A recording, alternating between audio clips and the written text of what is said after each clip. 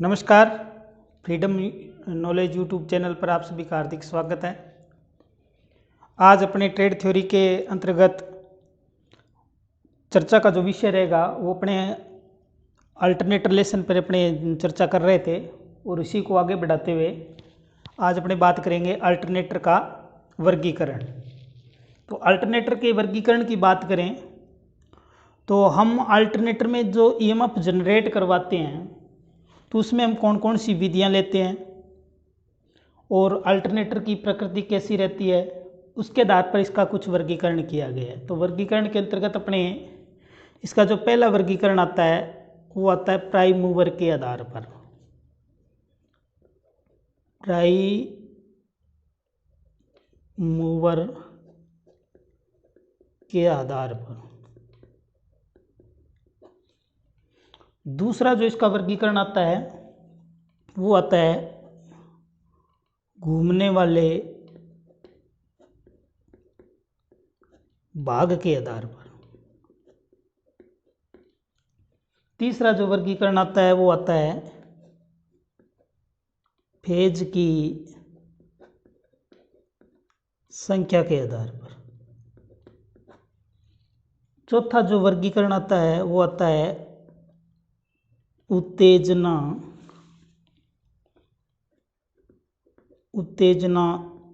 विधि के आधार पर वर्गीकरण। और पांचवा जो वर्गीकरण आता है वो आता है पोल की संरचना के आधार पर। पोल की संरचना के आधार पर। तो ये मुख्य रूप से 5 प्रकार के वर्गीकरण हैं। तो अपने विस्तृत रूप से चर्चा करेंगे। प्राइम मूवर के आधार पर पहला जो प्रकार है, दूसरा है घूमने वाले भाग के आधार पर, और तीसरा है फेज की संख्या के आधार पर, चौथा है उत्तेजना विधि के आधार पर, पांचवा पोल की संरचना के आधार पर। तो अपने पहले बात कर लेते हैं प्राइम मूवर के आधार पर। प्राइम मूवर के आधार का मतलब ये है कि हम अल्टरनेटर को जब घुमाएंगे तो हमारे घुमाने की विधि क्या है उसके आधार पर वर्गीकरण किया गया है। तो इसमें मुख्य रूप से अपने 3-4 प्रकार लेते हैं। जैसे पहला आता है वाटर टरबाइन, यानी कि जो प्राइम मूवर है वो पानी से चलेगा, यानी कि वाटर का प्रेशर से हम क्या करेंगे, टरबाइन को घुमाएंगे, टरबाइन आपके अल्टरनेटर को घुमाएगी। दूसरा जो इसकी विधि है इसके अंतर्गत जो आता है उसमें आता है स्ट्रीम से अपने टरबाइन घुमाएंगे, यानी स्ट्रीम चालित टरबाइन, जिसको अपने नॉर्मल भाषा में थर्मल भी बोलते हैं। तो उसमें तापीय विद्युत ग्रह जितने भी है वो स्ट्रीम चालित है टरबाइन के माध्यम से अल्टरनेटर वहाँ काम करता है। तीसरा इसमें आता है टेम्परेरी, जो अपने लाइट के लिए लेते हैं, तो उसमें आता है ऑयल इंजन, यानी इसमें आपका इंजन डीजल इंजन भी हो सकता है, ठीक है ना, पेट्रोल वाला भी हो सकता है। तो ये टेम्परेरी लाइट के लिए अपने घरों में ज़्यादातर यूज करते हैं, ब्याह शादियों के अंतर्गत। तो ये है अपने मुख्य रूप से इसके भाग जो प्राइम मूवर के आधार पर अपने अल्टरनेटर का वर्गीकरण करते हैं। दूसरा जो अपने पास माध्यम है वर्गीकरण का वो है घूमने वाले पार्ट के आधार पर। इसमें अपने पहले भी चर्चा की थी। इसके अंतर्गत अपने 2 चीज़ें देखते हैं कि एक तो ये है कि हम क्या करें, आर्मेचर को घुमाते हैं, यानी कि रोटेटिंग आर्मेचर प्रकार का अल्टरनेटर। दूसरा इसमें आता है रोटेटिंग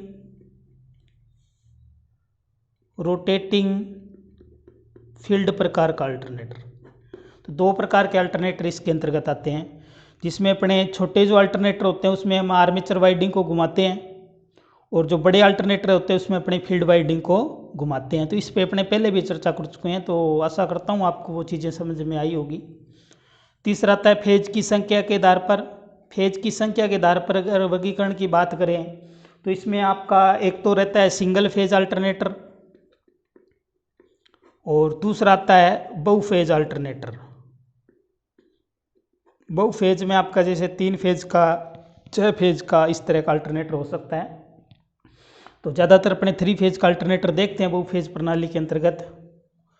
और चौथा जो इसका प्रकार है वो है उत्तेजना विधि के आधार पर। उत्तेजना विधि का मतलब है कि हम फील्ड को जो एक्साइट करवा रहे हैं वो उसकी स्थिति क्या है, उसके आधार पर अगर बात करें तो इसमें एक तो आता है स्व उत्तेजित अल्टरनेटर है। स्व उत्तेजित का मतलब ये है कि अल्टरनेटर को हम उसी की वोल्टेज को परिवर्तित करते हुए उत्तेजित करते हैं। दूसरा आता है पृथक उत्तेजित। पृथक का मतलब अलग से डीसी सप्लाई फील्ड को देके उत्तेजित करना। तो दो प्रकार के अल्टरनेटर उत्तेजना विधि के आधार पर वर्गीकरण किए जाते हैं। उसके बाद आता है पोल की संरचना के आधार पर। पोल की संरचना महत्वपूर्ण है, इस पे एक टॉपिक भी बनता है अपना।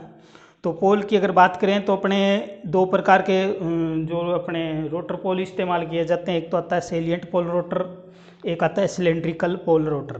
तो दोनों के आधार पर दो प्रकार के अल्टरनेटर हो जाते हैं, जिसमें एक आता है सेलिएंट पोल अल्टरनेटर, दूसरा आता है सिलेंड्रिकल पोल अल्टरनेटर। तो इसमें भी दो रहेंगे, एक तो आएगा सेलिएंट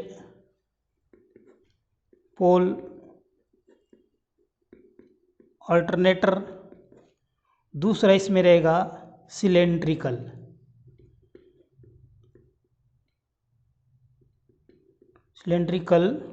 पोल अल्टरनेटर। तो इन दोनों में क्या है अंतर? सेलिएंट पोल जो अल्टरनेटर होते हैं वो छोटे अल्टरनेटर होते हैं एक तरह से, और सिलेंड्रिकल होते हैं ये बड़े आकार में होते हैं। सिलेंड्रिकल का मतलब इसका रोटर जो होगा वो सिलेंड्रिकल होगा, बेलनाकार होगा। इस कारण इसका आकार थोड़ा सा बड़ा होता है, इसलिए बड़े अल्टरनेटरों में ये ज़्यादातर यूज होते हैं। छोटे जो अल्टरनेटर है उसमें सेलिएंट पोल अल्टरनेटर का जो अपने यूज़ है ज़्यादा करते हैं। तो ये तो था अल्टरनेटर का वर्गीकरण। तो वर्गीकरण के अंतर्गत अपने यहाँ से कई बार प्रश्न पूछ लेता है, एक आधा प्रश्न यहाँ से बन जाता है पेपर में। तो ज़्यादातर उत्तेजना विधि है उस पे पेपर में प्रश्न पूछे जाते हैं, और कई बार पूछ लेता है आपकी जो प्राइम मूवर के आधार पर वर्गीकरण है। तो आगे अपना जो टॉपिक रहेगा वो टॉपिक रहेगा कि अल्टरनेटर में उत्पन्न होने वाली ईएमएफ। अगला जो टॉपिक है अल्टरनेटर की विद्युत वाहक बल समीकरण, महत्वपूर्ण टॉपिक है। तो अल्टरनेटर की विद्युत वाहक बल समीकरण है, उसको समझने से पहले थोड़ी सी अपने जनरेटर पर चर्चा कर लेते हैं। जनरेटर में हमने देखा था कि जो ईएमएफ जनरेट होता है उसको ज्ञात करने का सूत्र था फाई ZN/60 इंटू P/A। ये जो सूत्र है ये आपके जनरेटर में उत्पन्न होने वाली ईएमएफ का सूत्र है। अब अल्टरनेटर और जनरेटर एक ही सिद्धांत पे काम करते हैं, कोई बड़ा ज़्यादा अंतर है नहीं, लेकिन फिर भी इसकी ईएमएफ को जनरेट करने का जो अपने कैलकुलेशन रहती है उसके सूत्र के अंतर्गत थोड़ा बहुत परिवर्तन आता है। तो यहाँ थोड़ा सा मैं इसके बारे में आपको थोड़ा बता देता हूँ कि इसमें थोड़े से शब्द ज़्यादा आएंगे, इसलिए आपको याद रखने पड़ेंगे। तो पहले अपने बात कर लेते हैं सीधे सूत्र की, उसके बाद अपने बात करेंगे कि सूत्र जनरेट किस तरह हुआ। तो अल्टरनेटर में ईएमएफ का जो जनरेटर का ईएमएफ का जो सूत्र है वो क्या है? 4.44 kp into KD into F into phi T, ये इसका सूत्र रहता है। अब ये सूत्र और ऊपर वाले सूत्र में बहुत भिन्नता आ गई है। जब एक ही तरह का सूत्र है, एक ही तरह का सिद्धांत है, तो सूत्र में ये अंतर क्यों है, तो उसके ऊपर अपने चर्चा करेंगे। तो इस पूरे सूत्र का निर्माण किस तरह हुआ उसके ऊपर अपने जानने की कोशिश करेंगे। तो थोड़ा सा ध्यान रखना है इस पर। अब आपका जो चालक है, जब कोई चालक है किसी चुंबकीय क्षेत्र में घूमेगा तो उस चालक में एक विद्युत वाहक बल पैदा होगा, ऐसा माइकल फैराडे के सिद्धांत के अनुसार है। तो आपको पता है कि एक चालक में जो ईएमएफ पैदा होगा उसमें दो चीज़ें महत्वपूर्ण हैं। कितनी? दो चीज़ें। एक तो क्या कि फ्लक्स जो है कितनी मात्रा में कट रहा है, कितनी मात्रा में कट रहा है। दूसरा उसके कटने की दर क्या है, यानी कि फ्लक्स कितने समय के साथ कितनी मात्रा में कट रहा है। ये दोनों कारक महत्वपूर्ण रहते हैं। यानी कि कहने का मतलब अगर फ्लक्स की मात्रा ज़्यादा है तो भी ईएमएफ ज़्यादा आएगा, और अगर उसके कटने की दर तेज़ी से कट रहा है तो भी ईएमएफ ज़्यादा आएगा। तो ये दो बातें महत्वपूर्ण हैं। तो कोई भी कंडक्टर है उसके अंदर जो औसत विद्युत वाहक बल प्रेरित होता है, किसी भी कंडक्टर के अंदर, मान लो कि एक लूप है आर्मेचर के अंतर्गत, उस लूप के जो एक साइड एक्टिव साइड है उसके अंदर जो ईएमएफ जनरेट होगा वो औसत कितना होगा, तो वो औसत रहेगा क्या, डी फाई बटे डी टी। ये बहुत महत्वपूर्ण सूत्र है, इसको समझना जरूरी है। डी फाई डी टी का मतलब ये है कि फ्लक्स है वो कितनी मात्रा में कट रहा है और जो फ्लक्स है उसके कटने की दर क्या है। यानी कि इसको मैं एक सरल भाषा में लिखूं तो आप लिख सकते हो फ्लक्स कटने की मात्रा और जो फ्लक्स है उसके कटने की दर क्या है। तो इस आधार पे सूत्र क्या बन गया कि कोई भी कंडक्टर है तो अपने n मानते हैं कंडक्टर को, तो n इंटू डी फाई बटे डी टी, ये सूत्र एक तरह से अपना पूरा अल्टरनेटर का सूत्र बनाएगा। तो डी फाई का मतलब समझ गए होंगे कि फ्लक्स है उसके अंदर परिवर्तन कितना कट रहा है, वो फ्लक्स कितनी मात्रा में कट रहा है और कितने समय के साथ कट रहा है, उसके आधार पर अपने इस सूत्र को समझने की कोशिश कर रहे हैं।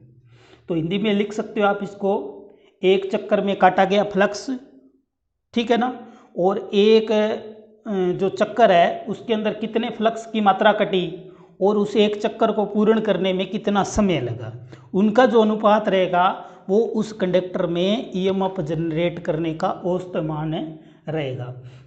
तो यहाँ देखो कि जो डी फाई है वो आपका क्या करेगा, P इंटू फाई मैक्सिमम, यानी कि P इंटू फाई, इसका मतलब है मैंने बताया डी फाई का मतलब है टोटल फ्लक्स कितना कट रहा है। यहाँ P मैंने मतलब लगाया पोल, क्योंकि फ्लक्स कहाँ से आ रहा है, पोलों से आ रहा है, तो कितने पोल है उसके हिसाब से फ्लक्स की मात्रा बढ़ेगी, तो उसके हिसाब से अपने का जो फ्लक्स है वो कटेगा। डी टी है, डी टी का मतलब ये है कि समय में परिवर्तन कितना हो रहा है। तो यहाँ आपको पता है कि जितना फ्लक्स आपका काटा जा रहा है, यानी कि एक चक्कर में, यानी कि 60 बटे अगर मैं n कर दूँ तो इसका मतलब आपको पता चल जाएगा कि कितना फ्लक्स परिवर्तन हो रहा है, समय कितना लिया जा रहा है। तो इसके आधार पे अपने दो चीज़ें सामने आ गई, कौन कौन सी। एक तो चीज़ आपके सामने आई क्या कि P इंटू फाई बी, ठीक है। दूसरा मैंने बताया क्या, 60 बटे NS। तो ये सूत्र हो गया एक तरह से औसत ईएमएफ ज्ञात करने का। अब इसके आधार पे आपको पता है कि अब इसको मैं सही तरीके से लिखूं तो आप फ्रीक्वेंसी का सूत्र आपने ये भी पढ़ा होगा कि F बराबर PN बटे 120। अगर मैं यहाँ n निकालूंगा तो क्या आएगा, F इंटू 120 बटे P। तो ये मैं n की जगह मान रख सकता हूँ। अब इस सूत्र को अगर अपने सही तरीके से लिख के देखें तो ये क्या बन जाएगा, P इंटू फाई बटे 60, ठीक है, इंटू 120 बटे F बटे P। तो अब इसको अपने क्या करेंगे, काटेंगे तो ये 60 से ये कट गया, कितना आया 2, ठीक है ना, P से P कट गया, तो अपने पास उत्तर में क्या आया 2πf। यानी कि एक कंडक्टर में औसत विद्युत वाहक बल कितना पैदा होता है, 2 इंटू में फ्लक्स इंटू में फ्रीक्वेंसी। अब आपको पता है कि एक कंडक्टर में दो चालक होते हैं, एक जो लूप होता है उसकी दो एक्टिव साइड होती है, तो ईएमएफ डबल जनरेट होगा। तो यानी कि मैं इसके साथ ये भी लिख सकता हूँ 2 इंटू में एक लूप में एक साइड में पैदा होने वाला क्या है 2πf, तो ये आपके उस पूरे लूप में पैदा होगा। अब अपने को पता है कि अपने को लेना क्या है कि जो फार्म फैक्टर होता है, ठीक है ना, फार्म फैक्टर क्या होता है, प्रभावी मान बटे औसत मान होता है। प्रभावी मान बटे औसत मान फॉर्म फैक्टर होता है और इसका गुणक कितना रहता है 1.11 रहता है। अब मैं इसके साथ मल्टीप्लाई करूँगा तो आपका ईएमएफ कितना आ जाएगा 4.44, ठीक है ना, 4.44 इंटू में 5 इंटू में एफ। अब अपने को पता है कि चालक है वो जितने टर्न होंगे उसके अंतर्गत आएगा, यानी टोटल चालकों में पैदा होगा तो इसके साथ मैं टी भी लगाऊंगा क्योंकि टोटल चालकों में कितना पैदा हो रहा है उसके हिसाब से टोटल आपका ईएमएफ आएगा। अब अपने को क्या है, ये एक तरह से अपने औसत विद्युत वाहक बल ले रहे हैं। अब अपने को लेना है टोटल ईएमएफ कितना जनरेट हो रहा है, तो उसके अंतर्गत अपने को क्या है जो आपका केपी और केडी का मान है, ठीक है ना, यानी कि फॉर्म फैक्टर है और आपका जो पीक फैक्टर है उसको भी अपने ध्यान में रखेंगे तो अपने इसके साथ लगा सकते हैं क्या 4.44 इंटू में के डी इंटू में केपी इंटू में के डी, ठीक है ना, इंटू में 5 इंटू में टी।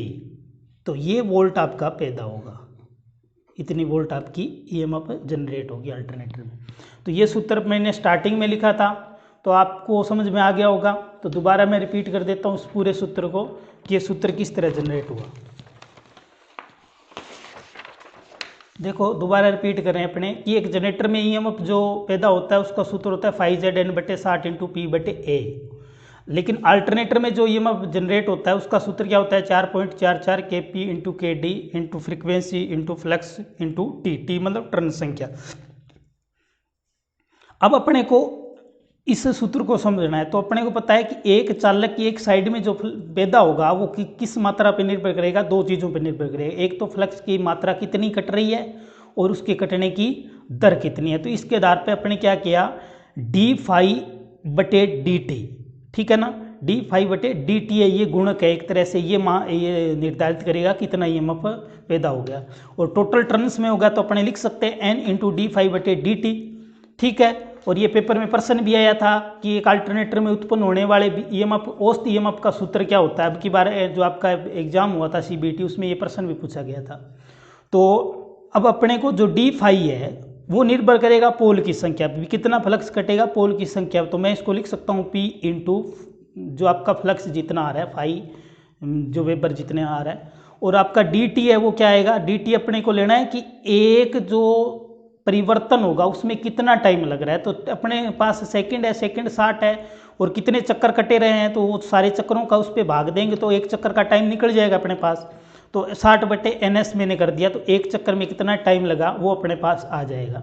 तो इस आधार पे अपने पास दो चीज़ें आ गई, क्या आया कि जो डी फाई था उसकी जगह मैंने लिख दिया P इंटू फाई वेबर, और आपका जो डी टी था उसकी जगह लिख दिया मैंने 60 बटे NS, ठीक है। अब अपने को पता है कि F बराबर पी एन बटे 120 होता है, तो इस आधार पे मैं N बराबर F इंटू 120 बटे P लिख सकता हूँ। तो मैंने क्या किया P इंटू फाई, ठीक है ना, बटे 60, और आपका जो NS था उसकी जगह मैंने लिख दिया 120 इंटू F बटे P। अब इसको मैंने किया काटा तो 60 से ये कट गया, ठीक है ना, P से P कट गया। इसका मतलब अपने पास क्या आया 2πf आया, ये औसत विद्युत वाहक बल आया एक चालक में पैदा होने वाला। तो एक जो लूप होता है उसकी दो एक्टिव साइड होती है तो डबल पैदा होगा यानी कि इसको 2 से गुणा कर सकते हो आप। उसके बाद में आपको पता है कि फॉर्म फैक्टर अपने लेते हैं तो उसका जो गुणक होता है 1.11 होता है। तो ये जब ये फैक्टर में इसमें लगाऊंगा तो आपका मान क्या आ जाएगा 4.44 इंटू में 5 इंटू में F इंटू में टी मतलब यहाँ टर्न संख्या टोटल जो आएगी, यानी कि T बराबर Z बटे 2 होता है। Z आर्मेचर में कुल चालकों की संख्या होती है, T होता है मतलब टर्न्स कितने लग रहे हैं, ठीक है। तो इस आधार पे ईएमएफ का सूत्र क्या हो गया 4.44 के पी इंटू के डी इंटू 5 इंटू टी, ठीक है। तो इस आधार पे आपका ये सूत्र बन गया अल्टरनेटर में उत्पन्न होने वाली ईएमएफ का। तो आशा करता हूँ आपको ये वीडियो समझ में आया होगा।